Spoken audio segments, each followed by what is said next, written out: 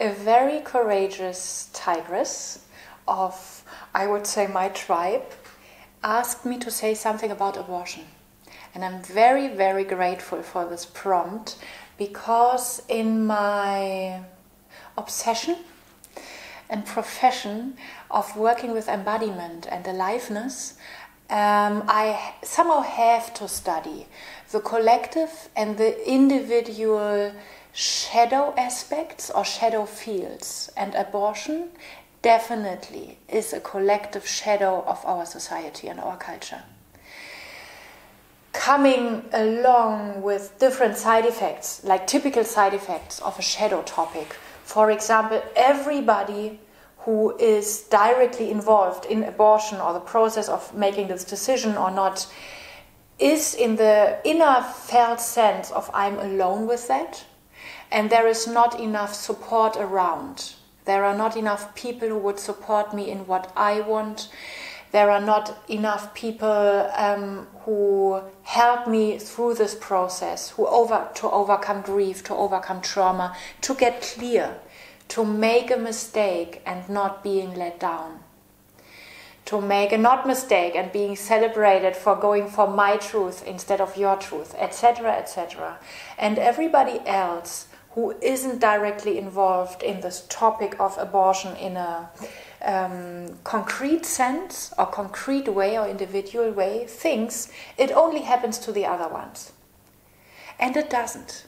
Abortion is such a common topic. And the most common thing of it is nobody speaks about it and nobody speaks enough about it.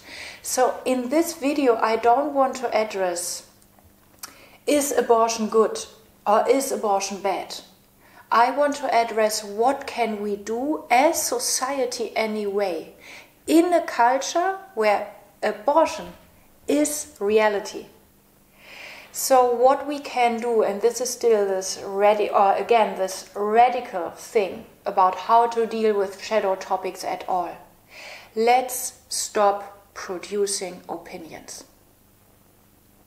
Because my opinion will only have disadvantages for me and everybody around the moment the reality of abortion comes into my life. It's not that those ones who say, oh, you did an abortion, so you are a murderer. It's not that those ones who have the strong negative opinion about abortion have the problematic opinion about abortion. Every fucking opinion about abortion is contributing to the problem.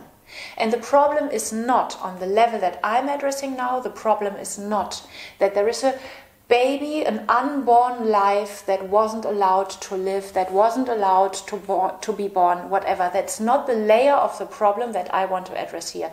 I want to address the layer of collective trauma that we put on top of maybe this, if we want to call it a trauma, if we want to call that a problem, and that is the betrayal of those ones who made the decision of I will go into abortion.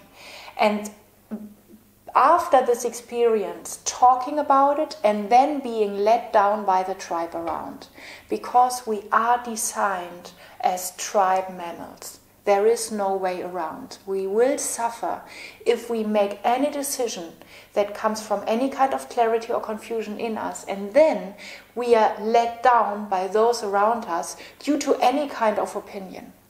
And if I just for this moment or for this example go into I did an abortion and then I came to you, and you are maybe, because I'm lucky, not the one leaving me for judging abortion as something bad.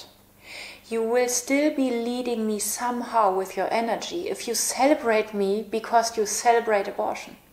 So your positive opinion is a bit less a betrayal that might lead to me coming up with, or living or getting some kind of trauma or stress imprint from that. Still, it is a part of the problem, because what I need in tapping into a shadow topic, what I need and what I somehow also expect as my natural design in my nervous system is that there is somebody present with me. Meaning, not being present with abortion, not being present with guilt, not being present with having murdered somebody, not having murdered somebody, whatever. Being present with me. And that means our language, even our talking about abortion, it's like it falls too short anyway, because there is no such thing as abortion. There are as many realities being defined as abortion as people, couples, women, babies who experience or not experience it. So opinions are cultivated around shadow topics because we want, as a society, stay in this comfort zone of, oh, it happens to the other ones.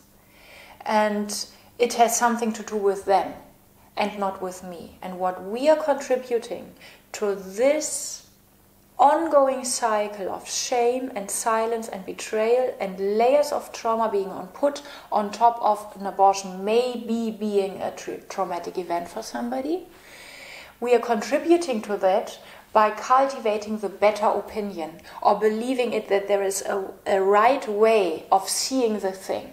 The right way of seeing the thing, abortion, is not knowing. Listening to every story as if I would have never heard it before, because I did never hear it before. I never, even if you as my best friend had 5 abortions in a row, I never heard this story of this 5th abortion. If I want to contribute something to this phenomenon of abortion, being some part of a culture that it is anyway, or developing, evolutionizing into any other direction, dimension, whatever, I need to gain back my not knowing as the most intelligent opinion that I can possibly offer to abortion, that I can possibly offer to things that might trigger me internally, that I can most possibly offer to any kind of individual or collective shadow aspect. And then just my sense of listening, of asking again, because I never have heard of this story before. This very sense in itself, this very attitude in itself, is the deepest and most valuable collective and individual shadow work that I can possibly contribute. Like, I'm so sure that this is a jump towards solution, but only as long as I have no fucking idea how the solution will look like. And let's be amazed by our best friends, by our grief, by our courage, by our trauma, by our abortions and not abortions. Let's be amazed by where we will end when we really uncover that the highest intelligence, for example, towards or in the fields of abortions, are not knowing anything and listening and listening and listening.